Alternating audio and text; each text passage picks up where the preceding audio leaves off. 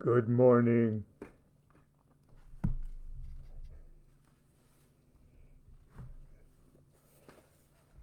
It's me. Uh, Constance let me borrow her beak this morning and her hat, too.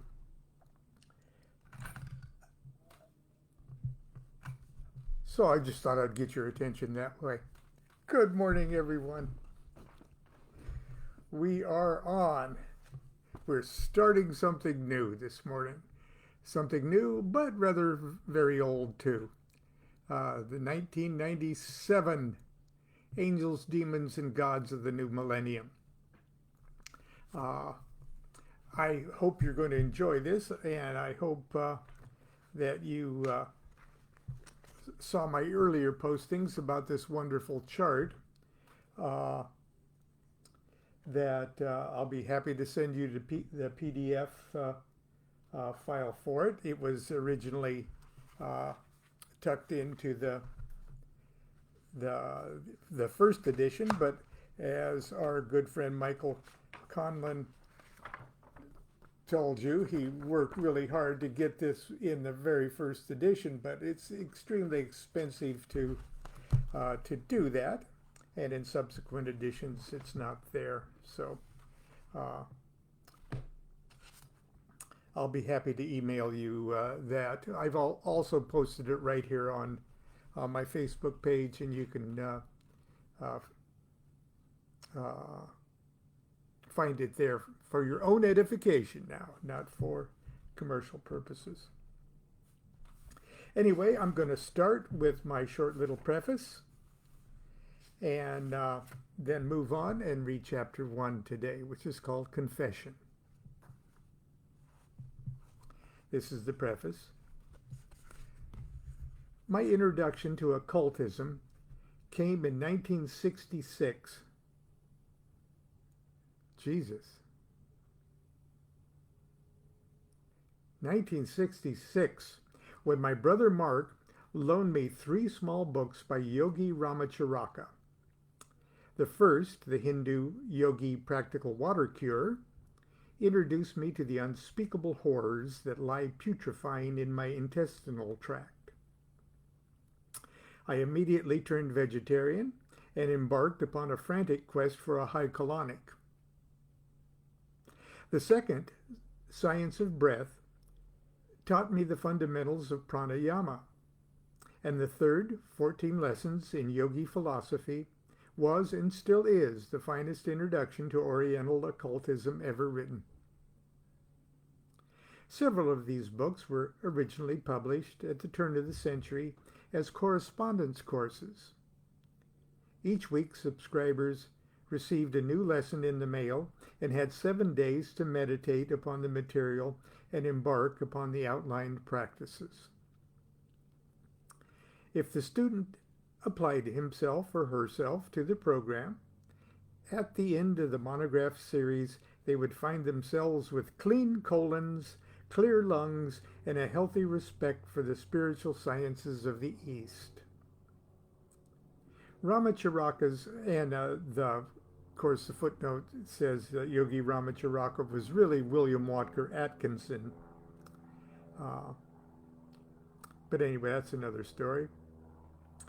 Ramacharaka's writing style was smooth and down to earth. He never talked down to the reader.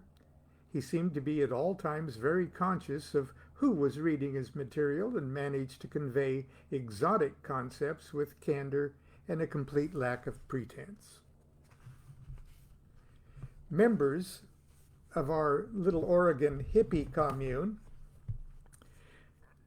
were so impressed by the writings of Yogi Ramacharaka and his painless teaching method that we proudly dubbed ourselves Class of Ot 4,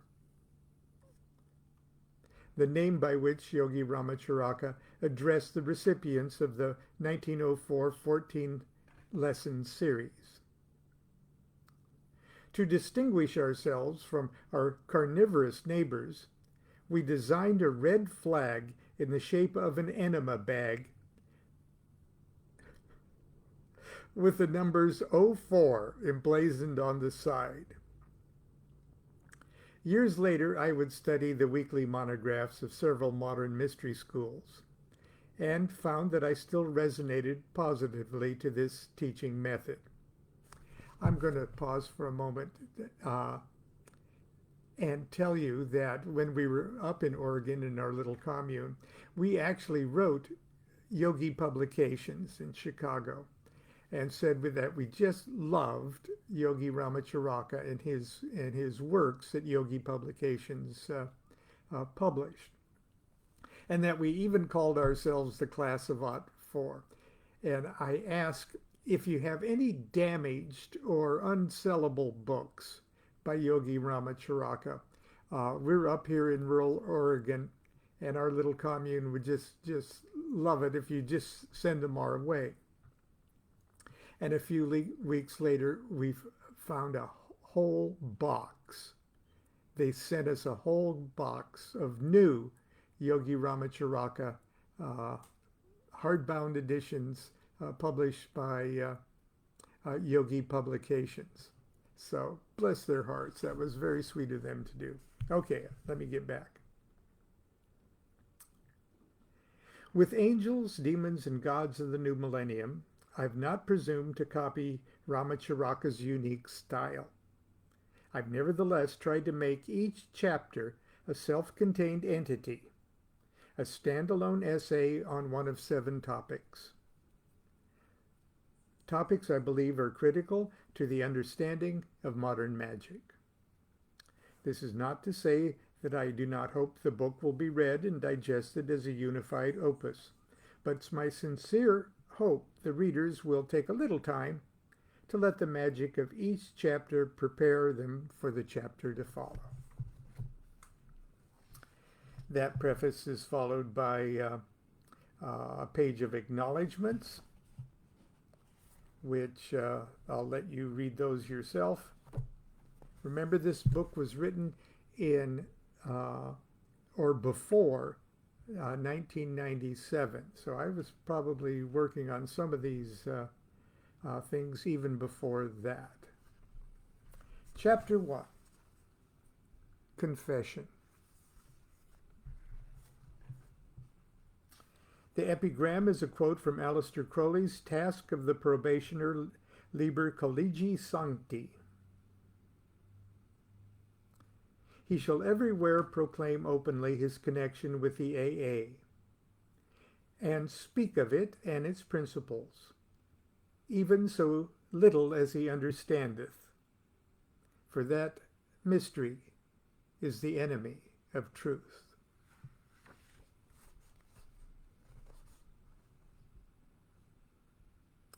I am a Thelemite. And the footnote, I'm going to read the footnote here. From the Greek, thelema, will. A Thelemite is anyone who bases his personal philosophy and conduct upon striving to discover and accomplish his or her true will. I am a Thelemite. Since 1975 EV, I've been actively involved with magical societies that embrace the law of thelema and the teachings of its prophet, Aleister Crowley. In this book, however, I'm not acting as a spokesperson for any association, nor should the material contained herein be considered indicative of the teaching methods or procedures of any organization. However, as this work focuses in part on the spiritual worldview of scientific illuminism developed by Crowley for the great magical order he called AA, it is incumbent upon me at the outset to make myself clear about my relationship or lack of relationship to this fraternity. For the reader who may be unfamiliar with the AA and its work, I will quote briefly from my own Magic of Aleister Crowley.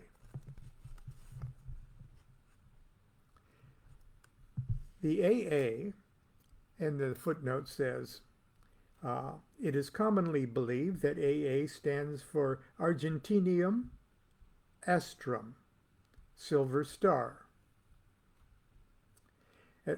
I have been informed in no uncertain terms that this is not the case.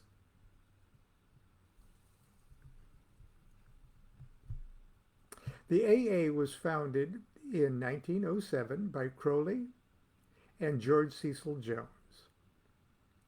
Based upon the classic Rosicrucian grade system of the Golden Dawn, the AA requires the magician to actually achieve the states of consciousness and powers embodied in each of the 10 Sephiroth. As an example, the magician is only an Adeptus Minor when he or she has actually achieved knowledge and conversation of the Holy Guardian Angel. The AA is not a lodge system and is entirely secret. It's a testing order, not a teaching order. The aspirants officially know one another. The aspirant officially knows only one person in the order, his or her superior. Each magician is, for the most part, left alone to do the work as he or she sees fit.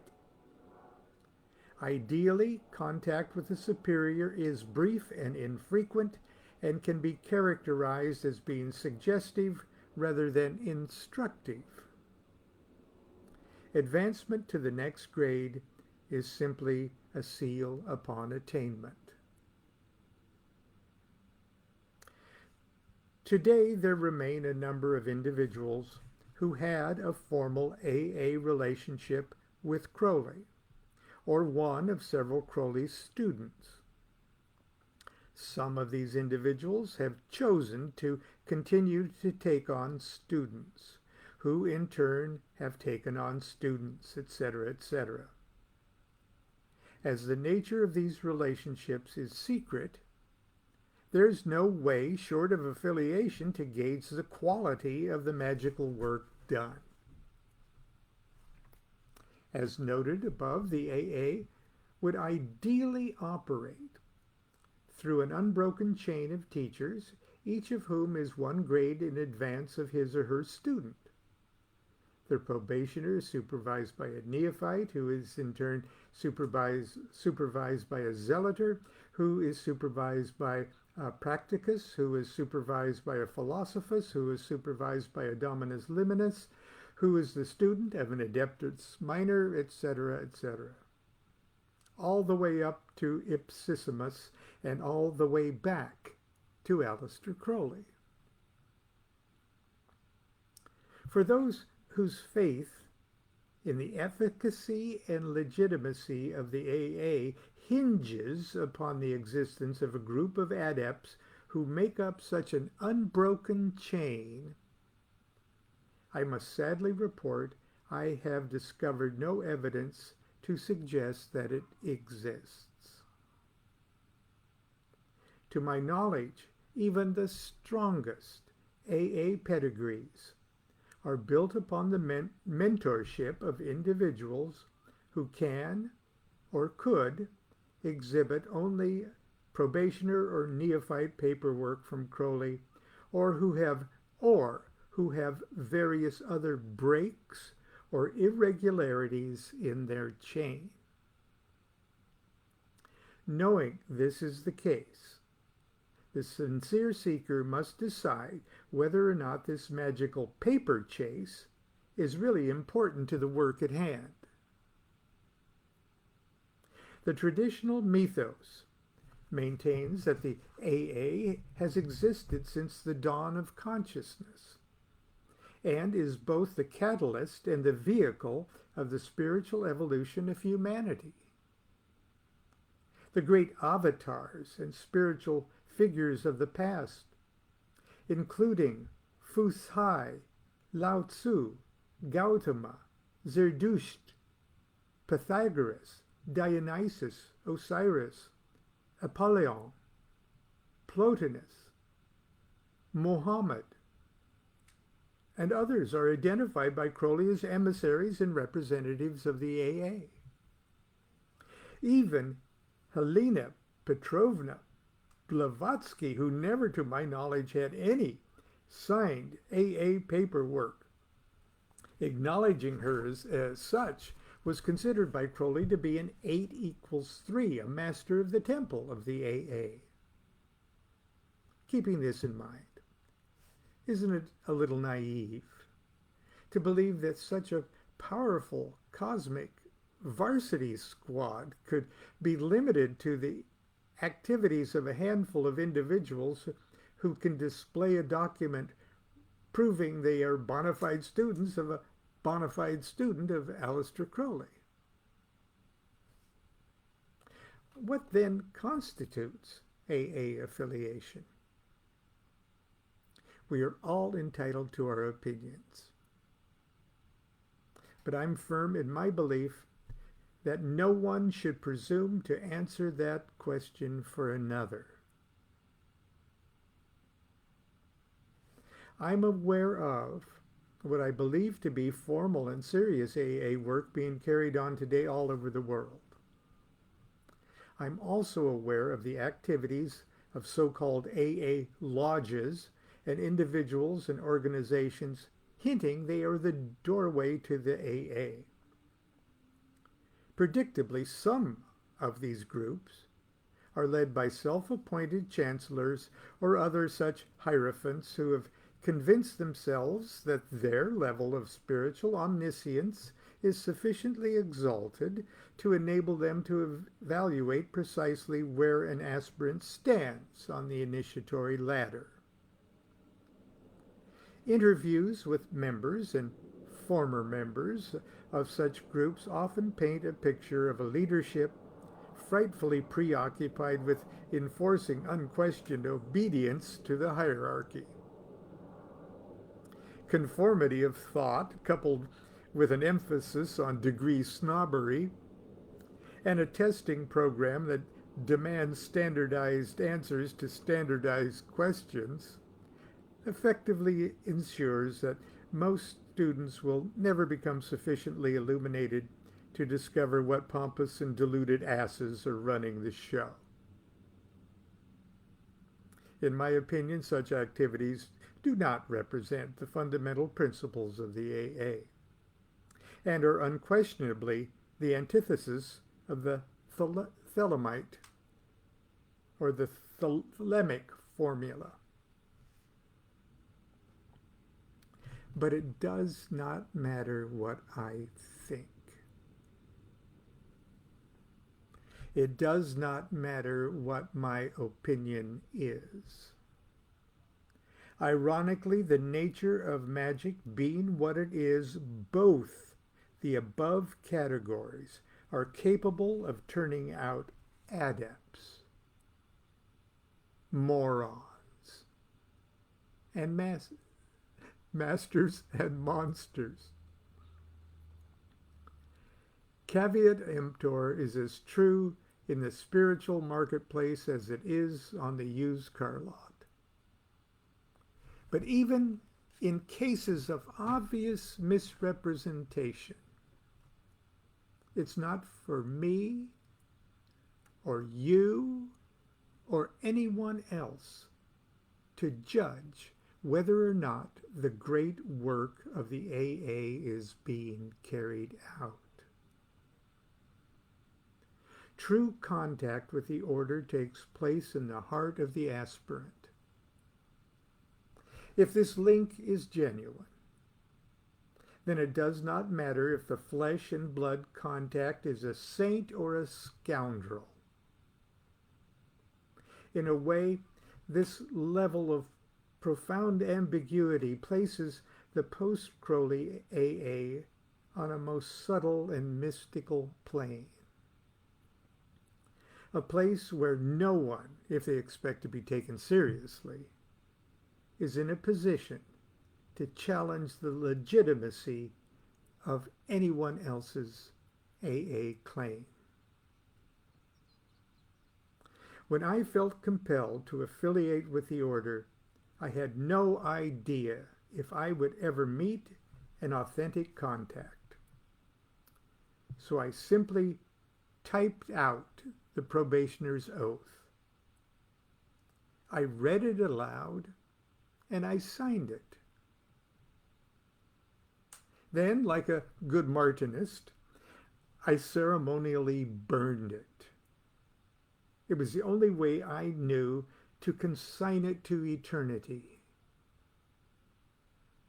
to a place where my signature could never be effaced.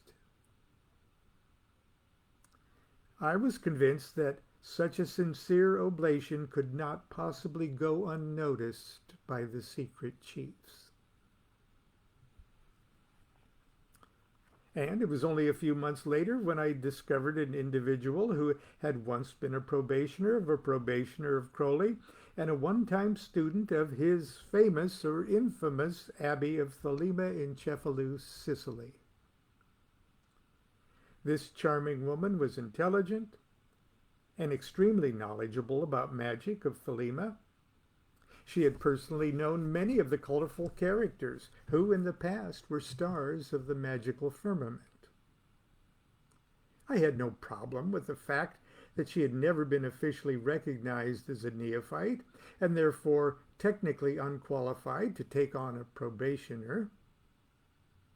And as it seemed unlikely I would ever find a more qualified link to the AA, I persuaded her to sign my probationer's paperwork. Inspired by the vision of being a link in such a rare and holy chain, I set to work with the zeal and seriousness of a novice monk. I mapped out and religiously adhered to a strict regimen of daily practices which included pre-dawn rituals, yoga, meditation, pranayama, evening rituals, and devotions. These I recorded and commented upon in a formal diary, which I periodically sent to my superior for comments. My wife and young son were very understanding, or at least tolerant, of Papa's new lifestyle and strange robes. One year after I privately signed and burned the oath of a probationer, I repeated the ceremony with the oath of a neophyte. A few months later, I traveled to my superior's home, turned over my latest diary, and recited from memory the required chapter from Liber 65. I recited the task of a neophyte, observed all the necessary formalities. Then, as she did for my probationer document, she unceremoniously signed the neophyte paperwork, and we sat down to a quiet dinner. This document is the highest formal AA credential I possess. Please remember that this was written in 1997. I carried on with my disciplines under her supervision for nearly 4 more years, during which time financial difficulties and health problems presented painful distractions. Then, after a disagreement over the honesty and character of another student, in which I was given the AA task to meditate till I agreed with her on the subject, we silently and mutually suspended our formal relationship. We still have a cordial friendship. I never fail to call her each year to remind her she's again forgotten my birthday, and both of us seem happy to keep it that way. In reviewing my diaries and our letters, it's clear that perhaps we both were expecting too much from each other. At the time, she was just as inexperienced as a magical instructor as I was a magical student. When I think about it, she was the perfect teacher. For from her I learned the first and most important magical lessons. I must learn my lessons myself.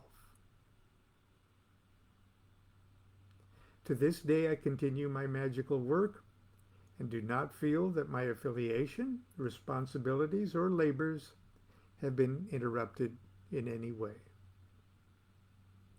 I have come to the realization that the AA is a profoundly greater order than I ever dreamed possible. I still believe that it's very important to seek out and find a flesh and blood personal magical mentor, and I urge anyone who is serious about the work to tenaciously pursue the quest. The psychological edge of knowing you're part of a serious and illustrious spiritual brotherhood is often the only momentum you will have to get you through the inevitable dark nights of the soul. It is well to keep in mind, however, that no individual, no matter how enlightened, can project power or illumination upon you. More often than not, you will learn your greatest lessons in spite of your teacher's efforts and not because of them. It'll be easily discerned by all who believe they can judge such matters that I reside conspicuously low on the tree of life. It is of little relevance that I have spent the last 30 years, I guess we can now say 50 years, in pursuit of spiritual enlightenment. Because for every hour I've meandered toward the light, I have squandered months running away from myself in the great work. Why then does a person possessed of such dubious and delinquent credentials presume to write with the pretense of authority on such important subjects? The answer is simple, and I share it with you without pride or embarrassment. It is because somewhere along the magical trail, without me realizing how, when, or why, I have gained what I would have called in my spiritually militant youth, a modest measure of enlightened happiness. Furthermore, after reviewing my spiritual diaries, I've come to the giddy realization that the litany of failures and the comedy of errors that chronicle my magical career represent as much of a success story as any I have ever encountered. Of course, you're free to pity me as a hopelessly deluded fool. After all, some believe that happiness is what you experience when you don't have a clue as to what your real situation is. But please don't let my Pollyanna-ish attitude discourage you. The simple truth underlying this sweet mystery is truly universal, and that sooner or later, if you've taken even one step upon the magical path, you will also embrace this revelation like an old friend. Like it or not, dear magician, the litany of failures and the comedy of errors that will chronicle your magical career will be as much of a success story as any you will ever encounter. Do what thou wilt shall be the whole of the law. Love is the law. Love under will. And that's exactly how that chapter ends. I hope you will be with me Saturday morning, tomorrow, for the next chapter, Kabbalah, Zen of the West. continue to be good to yourself and be good to each other. Once again, do what thou wilt shall be the whole of the law. Love is the law, love under will.